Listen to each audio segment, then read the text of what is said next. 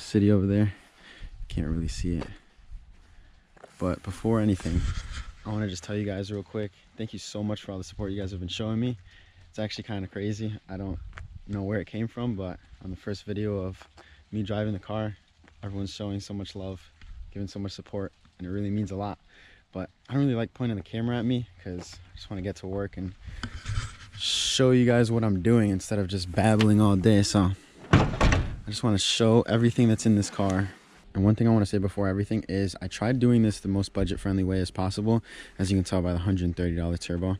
But I did put money into it where I thought it needed it, like good oil feed, good oil drain, whole intake system is good and all that, because I want the car just to work. I want to be able to get in, turn the key, go wherever I want to go, and, you know, not have to worry about anything, which that is how this car has been for 3 months already. Like, this car has been really reliable to me so far. So hopefully it stays that way. And I just wanted to add a little driving video right before. Where the fuck is my fucking oil cap? Oh my fucking... Bro. I just drove up here with no fucking oil cap. I don't know where it is. Oh, it's down there. Let me get that. Oh my god. Oh my god. So, if this is your first video of me, I show you guys everything that I do wrong. So, I don't really care if anyone criticizes me because I just don't care. So, I'm going to show you guys the stuff that goes wrong. Alright, so first things first, I want to show you guys the list. All of this is going to be in the description with all the links to everything down there. So I'll start off. The manifold that I have is a Rapid Spool Industry manifold that I got off of a forum for a 24 valve in an E30 for $400. And it has the wastegate down there. And I have not had any, with this setup, I have not had any boost creep issues because the wastegate is pretty far. It's down there, if you know about the manifold. It tends to creep. That's probably when you're running a lot of boost. But then this is an eBay GT3582 turbo. Got it for $130. The intercooler setup, I bought an intercooler kit off of Amazon. It was a 2.5-inch universal intercooler kit, and the intercooler was trash. And then I ended up running, coming over here. This was $60 off of Rally Road. So I also have a silicone ICV kit that was $50 from Rally Road. The intake manifold ICV fitting, that little red fitting right there so I won't have any boost leak, that was $35. And this is a 3-inch pipe that I got off of Amazon. It's just a straight, I think it was like 2 feet, and I cut it shorter. This pipe was $25. These clamps all in total, they're like $8 each, and there's 3 of them. This boot right here is a 2.5-inch to 3-inch because the intercooler is 2.5-inch on both sides. The injectors that I have are 600 cc's genuine Siemens or something, I don't really know the name. They're $250. This breather tank right here was $50, and it's just one, it's not a catch can, it's just a breather tank because it only has one inlet into a filter. And then this is 3.25-inch hose that I just cut the little plastic from the stock ICV off, and then I just slipped this one right onto there, and that's been running well. No issues with that. This 12AN fitting right here was $17, so I can convert the 3/4 to the breather tank. The 3/4-inch hose was like $13. The intercooler is a Vibrant 12810. I got it for $200 off of Amazon.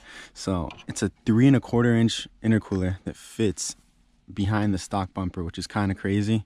I didn't have to do any modification to the stock bumper to make that fit. And as you can see, I currently don't have a blow-off valve. I took it off for the noise because I'm a racer.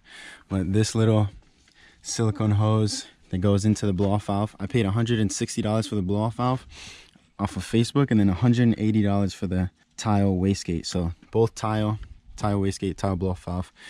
This heat shield right here, I got it for like $12 off of Alibaba, and it actually came like a month later. I didn't think it would. This flange was like $15, I think, stainless, and then the whole exhaust setup is 3-inch stainless all the way back into a Vibrant Ultra Cry resonator, which is $90. The flex pipe was $15, and the Vibrant Street Power muffler is $120. And I did all the fabricating myself, and then all the piping was $160 off of Amazon, just a universal stainless kit. This Mac valve was $60, so I can have a boost controller. The stainless steel hangers that are on there, Came 10 of them and it was $50. The V bands all together, I have one right here and then another one in the back. It was $30 for the two. The oil feed line, $25. The oil distribution block down there, that little blue thing, so that I can put the oil temperature, oil pressure, and the oil feed from there, was $70. So that block, I think that block is really worth it. It's nice. For the wastegate dump, I bought a $45 tube, just a universal, just like 90 down, and it goes straight down and it dumps right next to my transmission. It's like almost perfect. I got it for $45. The oil drain, the whole setup is like about $90.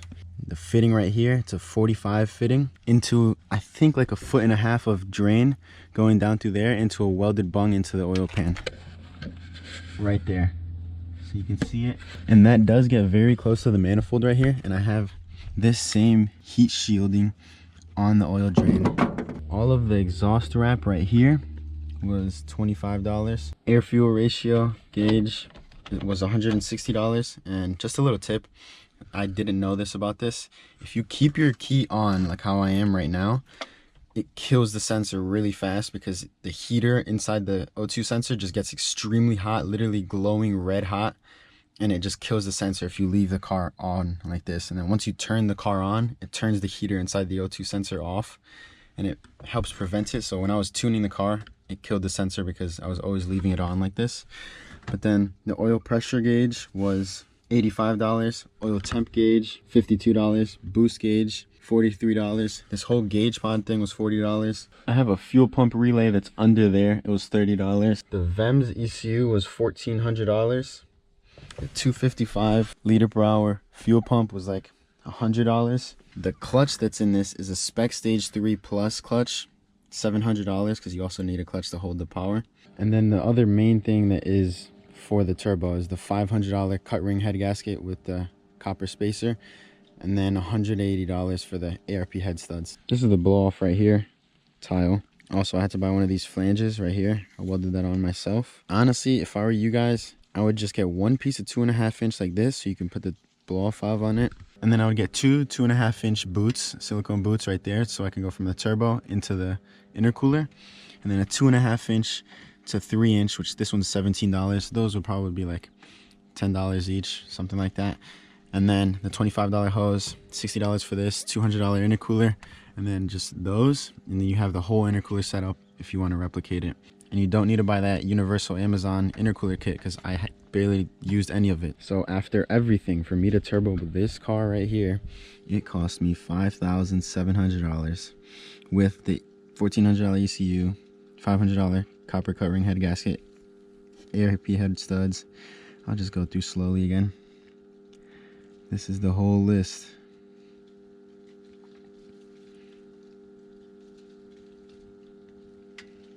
That is everything. And how I did it was I started off buying parts a year early. I think beginning of 2019 I started getting parts, pieced everything together, and then I swapped everything over and did it.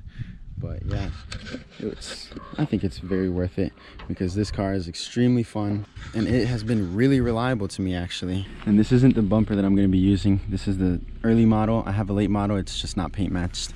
I just have it on there so that it looks not pieced together, and it looks pretty good, I think.